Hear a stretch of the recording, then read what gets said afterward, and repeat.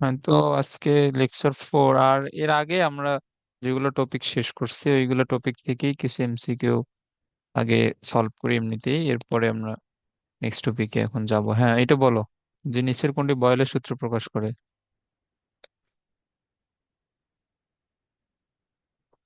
বলো। এগুলো তো তাড়াতাড়ি বলতে পারতে ঘ হবে। কোনটা? নাম্বার। এটা ঘ নাম্বার। কেমনে হবে? ঘ নাম্বার হচ্ছে তোমার P1 V1 by P2 V2। এটা কি বয়লের সূত্র ছিল? বয়লের সূত্র ছিল তো P1 V1 = P2 V2, এটা ছিল বয়লের সূত্র। অ্যান্সার হচ্ছে গ নম্বর। এইটা অ্যান্সার। সূত্রগুলো ভালোভাবে রিভিশন দিবা, এইসব সহজ জিনিস রিভিশন। এখন দেখো, এখন এটা কার কার লেখচিত্র দেখো। এইখানে এই চিত্র কি ক্লিয়ারলি দেখা যাচ্ছে? এটা PV আর পি এর লেখচিত্র। এখন দেখো, PV ওয়াই অক্ষ বরাবর এবং ওয়াই অক্ষ বরাবর সবগুলা গ্রাফ কিন্তু ফিক্সড। মানে তোমার একটা একটা নির্দিষ্ট গ্রাফের জন্য তোমার ওয়াই অক্ষ বরাবর মানটা ফিক্সড, মানে পিভি এর মান ফিক্সড, মানে পিভি হচ্ছে ধ্রুবক। তো পিভি যদি ধ্রুবক হয়, এটা তাহলে কার সূত্র প্রকাশ করে?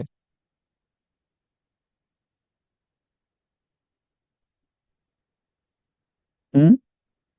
কার সূত্রে পি এবং ভি এর বয়লের গুণফল সূত্র। ধ্রুবক? হ্যাঁ, এটা হচ্ছে বয়লের সূত্র। ওকে।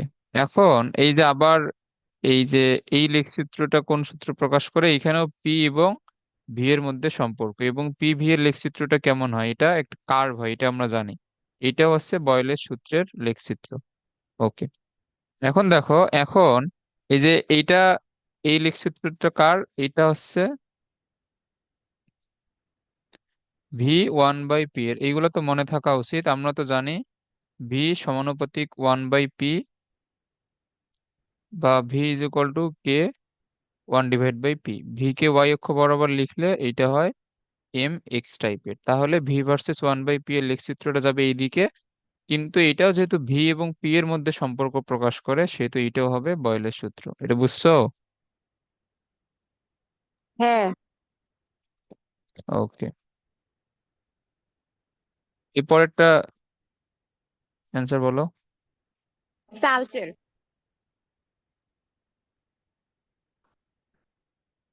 এটা কার কার মধ্যে সম্পর্ক? ভি এবং টি এর মধ্যে সম্পর্ক। যেহেতু পি স্থির, সেহেতু এটা হবে চার্লসের সূত্র। আর পরম শূন্য তাপমাত্রা এখানে কোনটা?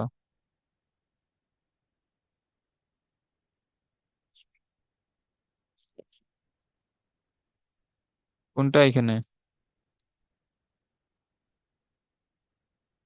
ক। না না, হয় নাই। পরম শূন্য তাপমাত্রা বা অ্যাবসলিউট জিরো টেম্পারেচার হচ্ছে -273 ডিগ্রি সেলসিয়াস অথবা 0 কেলভিন। তাহলে এটা হবে খ নম্বর, -273 ডিগ্রি সেলসিয়াস অথবা 0 কেলভিন। 0 ডিগ্রি সেলসিয়াস কিন্তু না। এগুলা ভালোভাবে রিভিশন দিবা। ওকে। এরপরে এই যে কোন আয়তনে একটা গ্যাসের আয়তন শূন্য হয় বলো তো, সরি, কোন তাপমাত্রায় এই কোন গ্যাসের আয়তন শূন্য হয়? বলো। আমরা তো এগুলো পড়ছিলাম যে কোন গ্যাসের -200 আয়তন, তিয়াত্তর। হ্যাঁ, কোন গ্যাসের আয়তন শূন্য হবে, এটা হচ্ছে পরম শূন্য তাপমাত্রায়।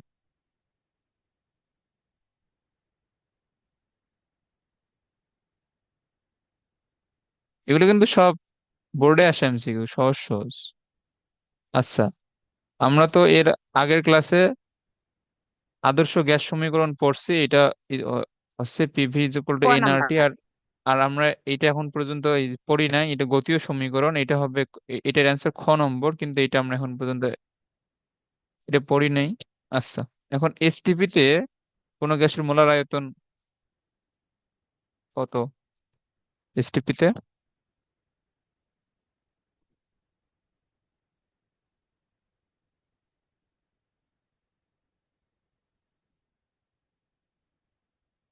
এটা তো সহজ, বলো। খ নাম্বার। খ নম্বর। খ, আর সরি, এটা ছিল এসএটিপি তে না? এসএটিপি তে কোনো গ্যাসের মোলার আয়তন, এটা খ নাম্বার কেমনে? এসটিপি তে ছিল 22.4,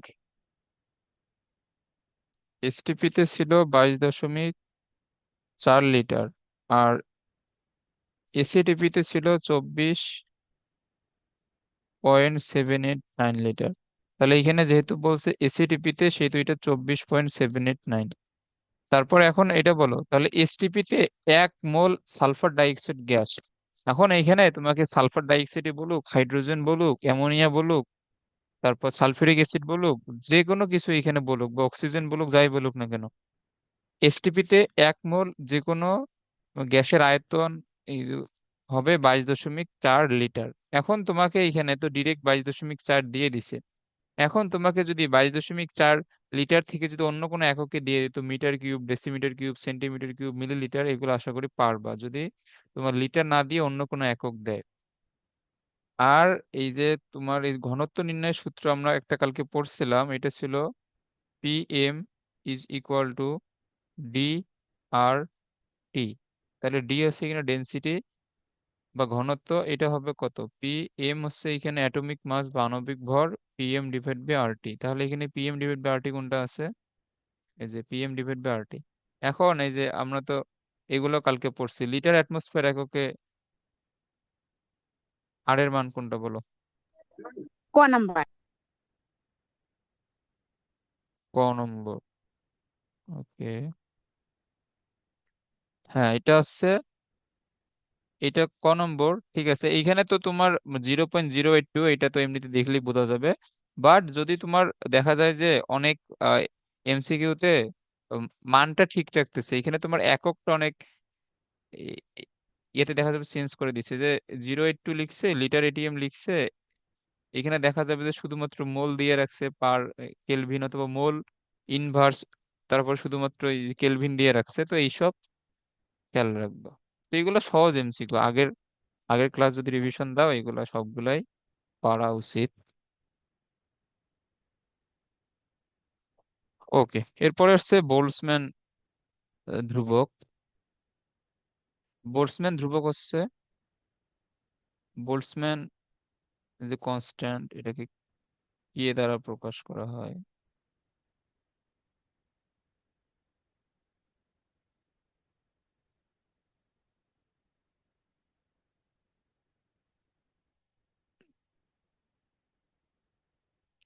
তো বোল্টজম্যান কনস্ট্যান্ট হচ্ছে আর ডিভাইড বাই এন এ। এখানে আর হচ্ছে সার্বজনীন গ্যাস ধ্রুবক, এটা কত?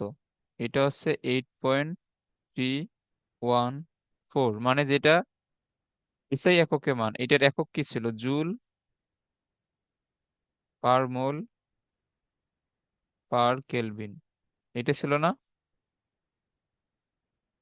হ্যাঁ। ওকে, এরপরে এন এ কি? এন এ হচ্ছে এখানে অ্যাভোগাড্রো নাম্বার। তো অ্যাভোগাড্রো নাম্বার, এটা কি হবে? 6.023 10^23। ক্যালকুলেটর বই,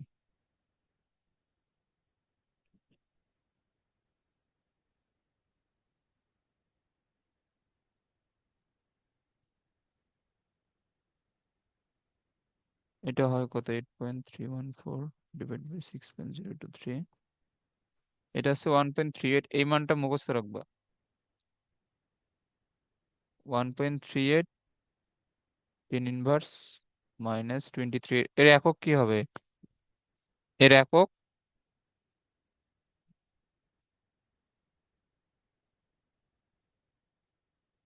এইটাই, এই যে আর এর একক যা, এর এককও তাই, যেহেতু নাম্বার অফ অ্যাভোগাড্রোর কোনো একক নাই।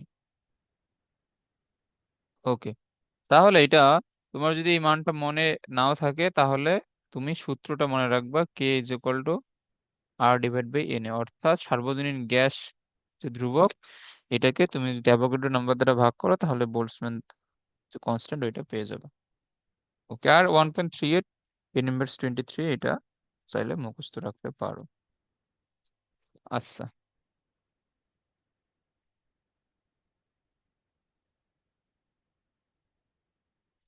এখন এখানে দেখো -100°C তাপমাত্রায় 5 মিলিলিটার আয়তনের একটি চুঙে এত সংখ্যক আর্গন পরমাণুর বাষ্পের চাপ নির্ণয় করো। তো এখন তোমাকে টেম্পারেচার দেওয়া আছে, আয়তন দেওয়া আছে, চাপ নির্ণয় করতে বলছে, এবং তোমাকে এখানে দিয়ে দিছে অণুর সংখ্যা। এটা এই যে কি কাজে লাগবে বলো তো, অণুর সংখ্যাটা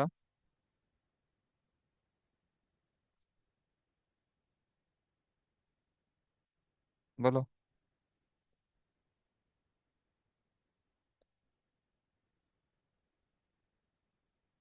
এটা কি মূল কাজে সংখ্যা নির্ণয়। হ্যাঁ, এটা এখানে মূল সংখ্যা নিন। এখন তুমি এখান থেকে মূল সংখ্যা কিভাবে বের করবে?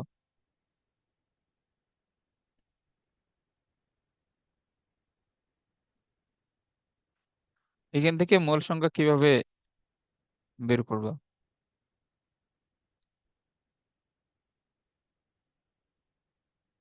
আমরা জানি 1 মোলে তোমার অনুসংখ্যা থাকে অ্যাভোগাড্রো সংখ্যক। এখন এখন তুমি যদি এখানে মূল সংখ্যা বের করতে যাও তাহলে তোমাকে অ্যাভোগাড্রো সংখ্যা দ্বারা ভাগ করতে হবে, যেহেতু 1 মোলে অ্যাভোগাড্রো সংখ্যক অণু থাকে না।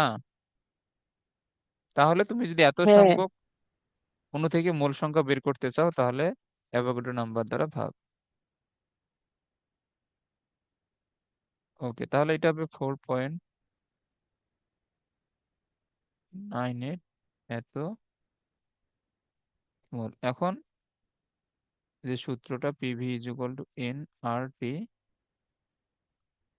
ওকে, এখন ভি দেওয়া আছে মিলিলিটারে, আমি যদি এটাকে লিটারে লিখি তাহলে 1000 দ্বারা ভাগ।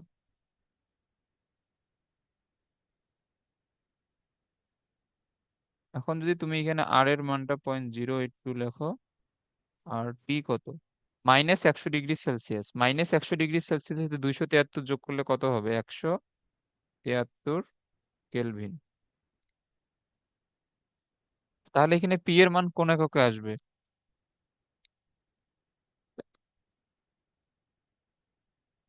হুম,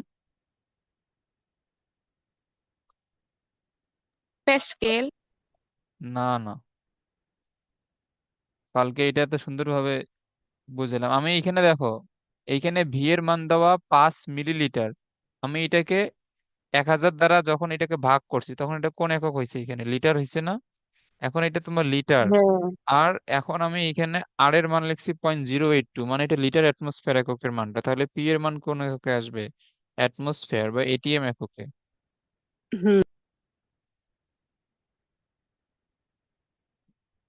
তাহলে এটা হবে 0.413 10^16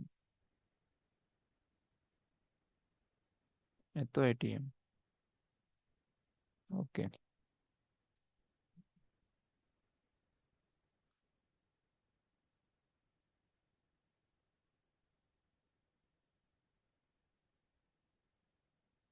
আচ্ছা, এখন বলছে যে একটি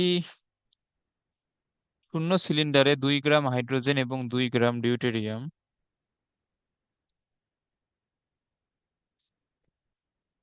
আচ্ছা, এই যে এটা দেখো হাইড্রোজেনের, এই যে একটা ছিল 1 1, একটা 1 2,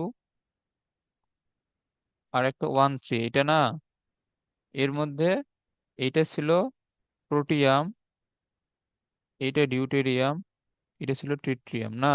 এখন এই যে ডিউটেরিয়ামের ভর সংখ্যা এখানে কত বলো তো? ডিউটেরিয়ামের 2। 2। তাহলে একটা ডিউটেরিয়ামের ভর হবে কত? একটার জন্য তো 2। হ্যাঁ, তাহলে এই যে এখন যে ডি 2 আসবে, তাহলে ডি 2 এর ভর হবে কত? 4 হবে না? হ্যাঁ। হ্যাঁ, তো ওই যে এই যে কালকে একটা ম্যাচ ছিল, তুমি এখানে ডি 2, আচ্ছা আমি এখন এটা সলভ করে দেবো একটু পরে। তো এখানে ডি 2 হবে 4, এর আণবিক ভর হবে আচ্ছা, এটা তো ডি টু সমান 4 না, এটা হচ্ছে ডি টু এর আণবিক ভর।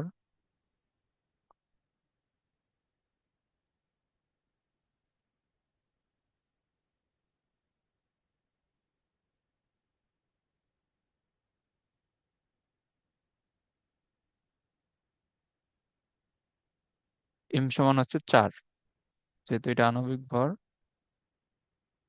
গ্রাম পার মোল।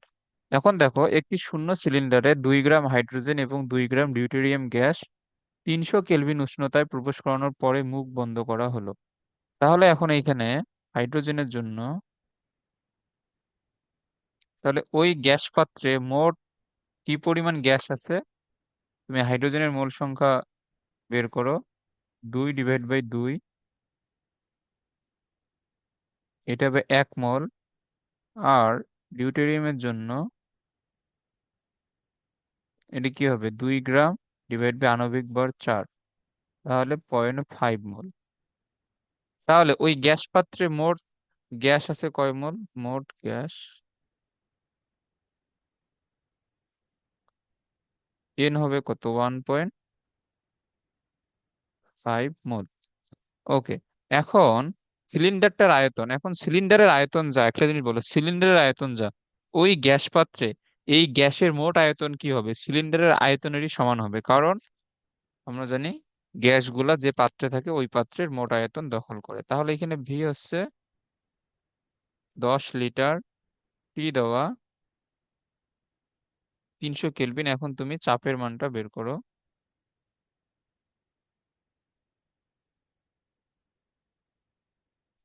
এখন ভি যেহেতু তোমার লিটার এককে দেওয়া, তুমি এটা লিটার এককে লেখো।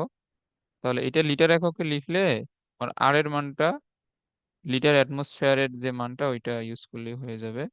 আর টি আসছে 300 কেলভিন। পি আসবে কত? 1.5.082, 300 ÷ 10, তাহলে এটা হবে 3.69।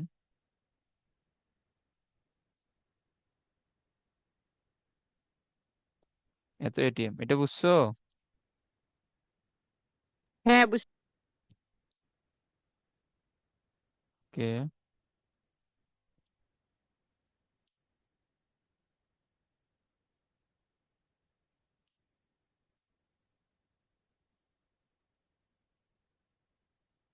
এখন এখানে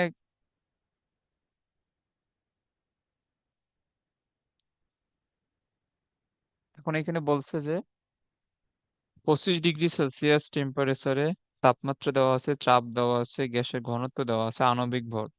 তো আমরা তো এটা ডিরেক্ট সূত্র জানি। এটার এই সূত্র কি হবে? EM = D R T. ওকে। 1 এটিএম। এম এর মানটা বের করতে বলছে। ডি এর মান 1.75। এখন আর এর মান দেখো, পি এর মান তুমি ইউজ করছো এটিএম এ, তাহলে তোমাকে এখানে আর এর মানটা 0.082 ইউজ করতে হবে। টি এর মান 25 ডিগ্রি সেলসিয়াস মানে 298 কেলভিন। তো এম এখান থেকে হচ্ছে 1.75। খুবই সহজ ম্যাথ। এটা হচ্ছে 42,763 গ্রাম পার মোল। এরপরে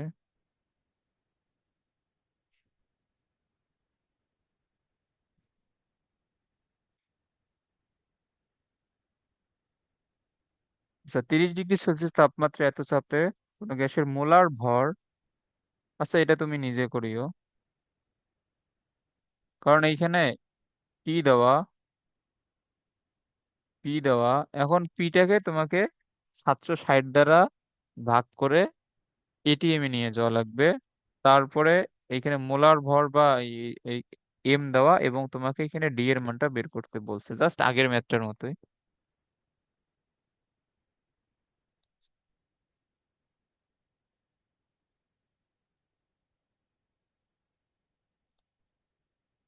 ওকে। এরপরে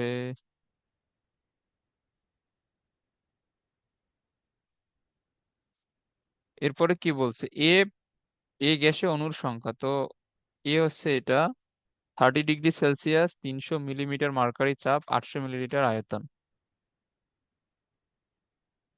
তো টি এইখানে আছে 30 ডিগ্রি সেলসিয়াস, মানে 303 কেলভিন। আর পি হচ্ছে কত, আমরা যদি একবারে 760 দ্বারা এটাকে ভাগ করি, তাহলে এটা যাবে কিসে, এটিএম এ যাবে। এরপরে ভি হচ্ছে 800 মিলিলিটার, মানে 0.8 লিটার। ওকে, এখন এইখানে তোমাকে অণুর সংখ্যা বের করার জন্য আগে মোল সংখ্যাটা বের করে নিতে হবে, যেহেতু বাকি সবকিছু দেওয়া আছে। পি হচ্ছে 300/760,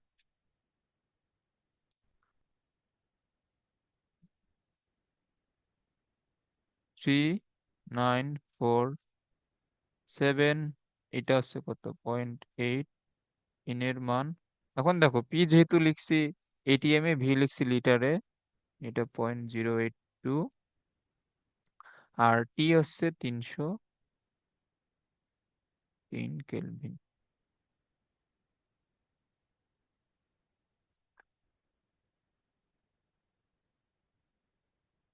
মেবি এটা আসে 0.0127 এত মোল। তাহলে এত মোল গ্যাস আছে, তাহলে অণুর সংখ্যা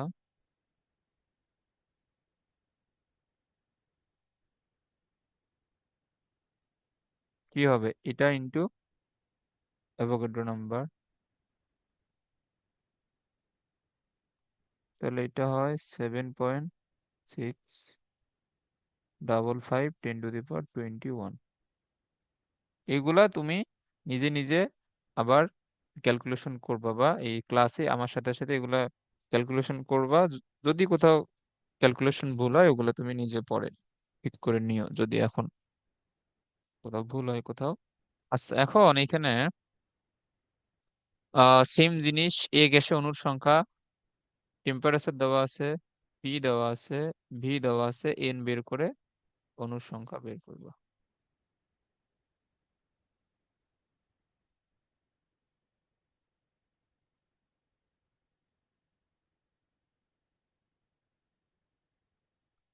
আচ্ছা, এরপরে এখানে কি বলছে, 273 কেলভিন তাপমাত্রায় কোনো গ্যাসের চাপ এত, 1/ভি এর মান এত, 1/ভি এর মান এত হলে চাপের মান কত।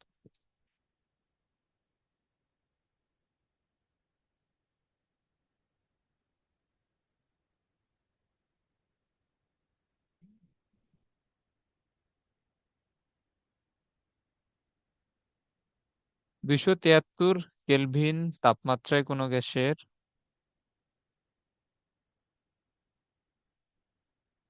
চাপ এত, 1/ভি এর মান যখন এত, তখন চাপের মান কত। ওকে, এখন এইখানে যেহেতু তাপমাত্রার কোনো চেঞ্জের কথা বলা হয় নাই, সেহেতু আমরা এখানে ধরে নিই যে তাপমাত্রাটা ফিক্সড। তাপমাত্রা ফিক্সড থাকলে, আচ্ছা দেখি এই সূত্র দিয়ে মিলে কিনা। তাপমাত্রা ফিক্সড থাকলে বয়েলের সূত্র, চাপ 1 atm, তখন ভি এর মান কি হবে, 1/0.04, এটা হবে না? হুম। আর এখন ভি টু হবে কত, 1/0.035,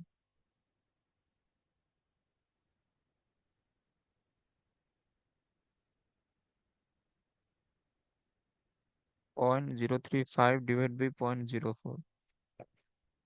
হ্যাঁ, এখন পি টু আসে 0.875 atm। এটা অ্যান্সার, এটা বুঝছো?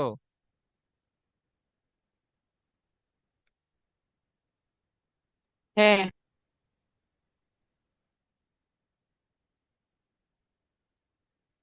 ওকে, এটা প্রশ্ন পরে একটু টাফ লাগতে পারে, বাট সহজ আর কি। ওকে। এরপরে এরপরে কি আছে? এরপরে আংশিক চাপ না? তো এখন আংশিক চাপ এবং মূল ভগ্নাংশ নিয়ে জানতে হবে।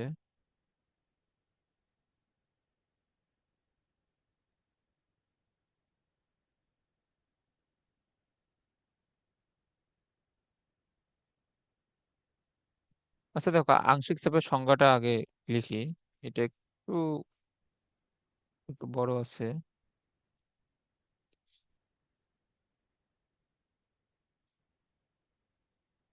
এর আগে সবগুলো রিভিশন দিবা ঠিক মতো, এর আগে তো সহজ সহজ টপিক পড়ছি।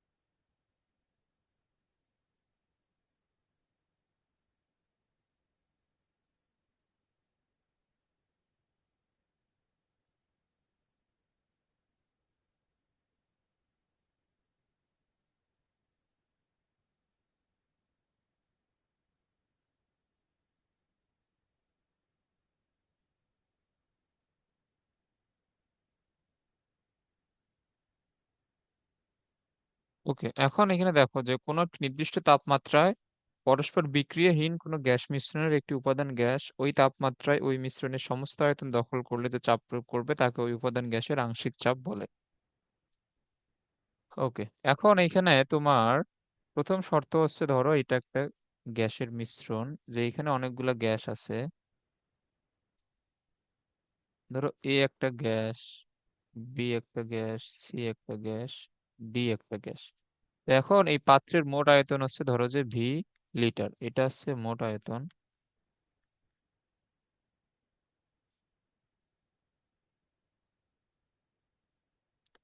এবং এইগুলা যে এখানে যে চারটা বা পাঁচটা যে গ্যাস উপাদান আছে, যে ভিন্ন ভিন্ন গ্যাস উপাদান, কেউ কারোর সাথে রিয়েক্টিভ না, মানে তারা নন রিয়েক্টিভ, কেউ কারোর সাথে বিক্রিয়া করবে না, যে যার যার মতো এখানে থাকবে। এখন এই গ্যাস উপাদানগুলা সবাই কিন্তু গিয়ে পাত্রের দেয়ালে কিন্তু যে যার যার মতো ধাক্কা দিবে, এবং আমরা এখান থেকে ওই পাত্রের মোট যে চাপটা ওইটা মেজার করতে পারবো। এখন এখন এইখানে এই পাত্রের মোট চাপ এইখানে আমরা এখানে কিভাবে মেজার করব, যে সমস্ত গ্যাস অণুগুলোর জন্যই তো এখানে চাপটা আসলে আসবে। তো আমরা এখানে তো ইন্ডিভিজুয়ালি হিসাব করতে পারবো না সবার জন্য, যে টোটাল যে চাপটা ওইটা আমরা মেজার করতে পারবো, যে এই গ্যাস মিশ্রণের মোট চাপ এখানে কত হবে। ওকে, এখন যদি এইটা তোমার এই যে যে চারটা গ্যাস উপাদান আছে, কেউ যদি কারোর সাথে বিক্রিয়া না করে, এবং তুমি যদি সমান আয়তনের একটা পাত্রে যদি ধরো যে শুধুমাত্র এ যেটা আছে, তুমি এ কে নিয়ে গেলা সমান আয়তনের একটা পাত্রে,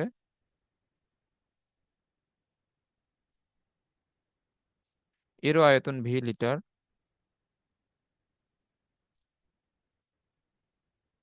সমান আয়তনের একটা পাত্রে তুমি যদি এ কে নিয়ে যাও, তাহলে এ এই যে এই এই গ্যাসটা এখন এই পাত্রের মধ্যে একাই আছে, এর সাথে কিন্তু অন্য কেউ নাই। তাহলে এখন গ্যাসটা এই পাত্রের মধ্যে একাই থেকে যে পরিমাণ চাপ প্রয়োগ করবে, ধরো এ এইখানে চাপ প্রয়োগ করলো 10 এটিএম, আর এইখানে মোট চাপ ধরো 50 এটিএম। এই মোট চাপ 50 এটিএম কার কার এইখানে? ABCD সবার কিন্তু। তাহলে এই যে 10 ATM চাপ, এখানে এ যে গ্যাসটা একাই প্রয়োগ করতেছে ওই পাত্রে একাই থেকে, এই 10 ATM চাপকে বলা হবে এই মিশ্রণের জন্য এর আংশিক চাপ। এটা বুঝছো? হ্যাঁ, বুঝছি। হ্যাঁ, এইখানে এর আংশিক চাপ তাহলে হবে কত? আংশিক চাপ হবে 10 ATM। এইভাবে তোমার বি এর একটা আংশিক চাপ থাকবে, সি এর থাকবে, ডি এর থাকবে, এবং সবগুলো আংশিক চাপ মিলে আমাদের মোট চাপটা হিসাব হবে। এটাকে বুঝছো যে এখানে এটা কি? হুম। ওকে, এটা হচ্ছে কোন একটা মিশ্রণের আংশিক চাপ। এরপরে হচ্ছে উম, এরপরে হচ্ছে মোল ভগ্নাংশ।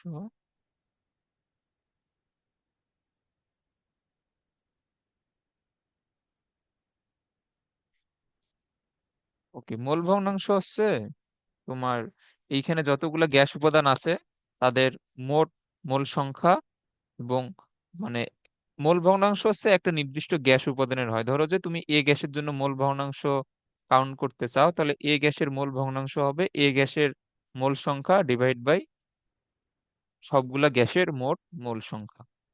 তাহলে মোল মোল ভগ্নাংশ সমান হচ্ছে উপাদান গ্যাসের মোট কোনো উপাদান গ্যাসের মোল সংখ্যা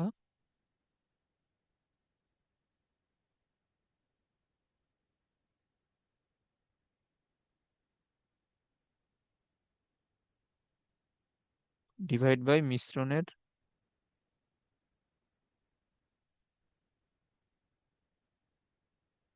মোট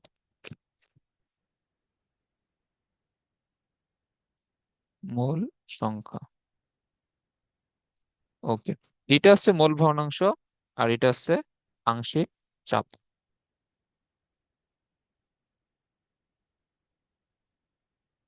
আচ্ছা, এটা আশা করি এটা তো বুঝছো আশা করি। এরপরে আচ্ছা, এরপরে যেটা পড়তে হবে এটা হচ্ছে ডাল্টনের আংশিক চাপ সূত্র। ডাল্টনের আংশিক চাপ সূত্র, ওই যে আমি একটু আগে যেটা বললাম যে একটা গ্যাস পাত্রের মধ্যে যতগুলা গ্যাস উপাদান আছে সবারই আংশিক চাপের যোগফল হবে কি? ওই গ্যাস মিশ্রণের মোট চাপের সমান। তাহলে এখানে তোমাকে এই দুইটা জিনিস অবশ্যই লিখতে হবে।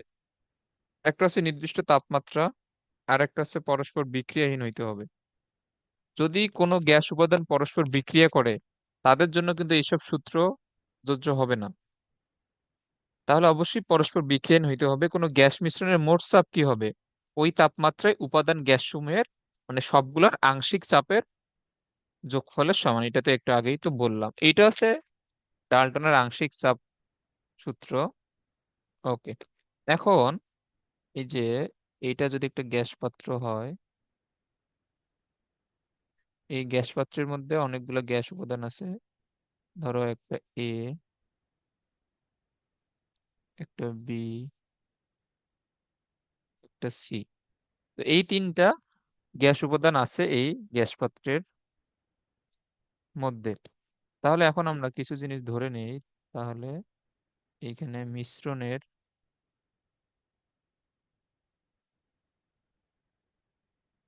মোট চাপ পি এবং উপাদান গ্যাসসমূহের আংশিক চাপ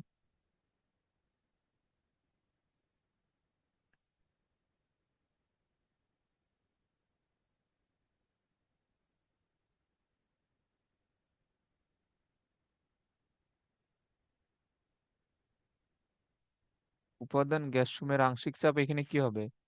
একটার জন্য পি এ, একটার জন্য পিবি, আর একটার জন্য পিসি। তাহলে এখানে এই যে ডাল্টনের সূত্র অনুযায়ী এখানে এই যে কি হবে?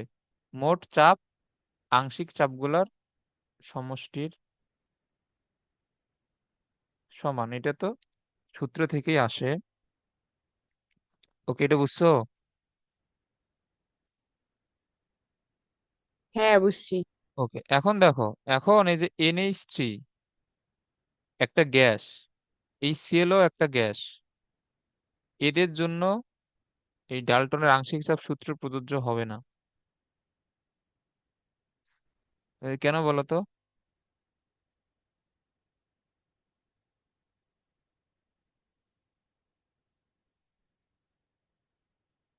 এরা বিক্রিয়া করে এই হ্যাঁ, এরা কাঠামোগুলো। বিক্রিয়া করবে। এই যে NH3 আর HCl বিক্রিয়া করে, এটা মেবি 19 ছিল। এটা বিক্রিয়া করে অ্যামোনিয়াম ক্লোরাইডে সাদা ধোঁয়া উৎপন্ন করে। আবার সেম রিজনে ধরো যে হাইড্রোজেন এবং নাইট্রোজেন, ধরো হাইড্রোজেন গ্যাস এবং নাইট্রোজেন গ্যাসের জন্য এটাও প্রযোজ্য হবে না, কারণ যে হাইড্রোজেন আর নাইট্রোজেন এই বিক্রিয়াটা তো অবশ্যই দেখছো, এটা কি উৎপন্ন করে? NH3 গ্যাস উৎপন্ন করে।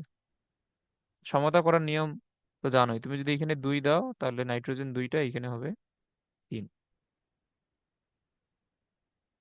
তো যেসব গ্যাস উপাদান বিক্রিয়া করবে তাদের জন্য ডাল্টনের আংশিক চাপ সূত্র প্রযোজ্য হবে না। এটা মানে এখন তো এটা কোনো নির্দিষ্ট সীমানা নাই যে কারা কারা এই ডাল্টনের আংশিক চাপ সূত্র দিবে না বা কাদের জন্য প্রযোজ্য হবে না। তুমি তোমার এই কেমিস্ট্রিতে অনেক তো বিক্রিয়া পড়বা, এগুলা মাথায় রাখার চেষ্টা করবা যে কোন কোন বিক্রিয়া বিভিন্ন গ্যাস উপাদানের মধ্যে হচ্ছে, এবং তোমাকে এটা MCকিউ তে দিয়ে জিজ্ঞেস করতে পারে যে নিচের কোন দুইটি গ্যাস উপাদানের জন্য আংশিক চাপ সূত্র প্রযোজ্য নয়।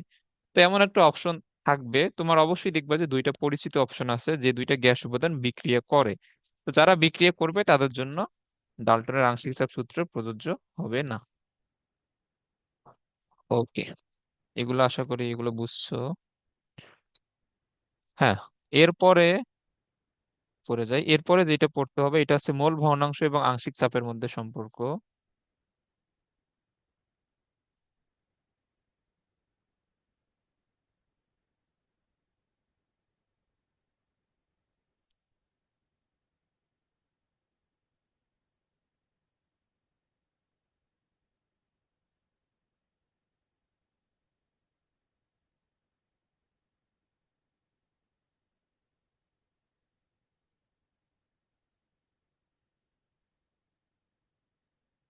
দেখো, মোল ভগ্নাংশ এবং আংশিক চাপের মধ্যে সম্পর্ক, তো মোল ভগ্নাংশ কি আংশিক চাপ কি এগুলো আমরা সবই তো শিখলাম। এখন আহ ধরো যে কোনো একটা গ্যাস মিশ্রণে এ, বি, সি গ্যাস উপাদান আছে, তাদের আয়তন হচ্ছে V লিটার। তাহলে এখানে মিশ্রণের মোট চাপ,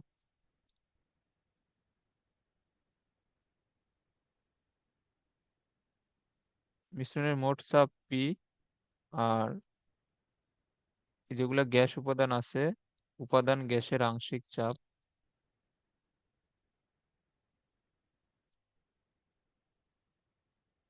PA, PB, PC।